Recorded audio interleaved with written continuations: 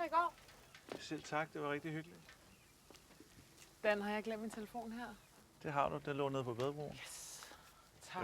Jeg var ved at tage den med op på stationen. Den har jeg savnet. Kan du lide omelet? Ja.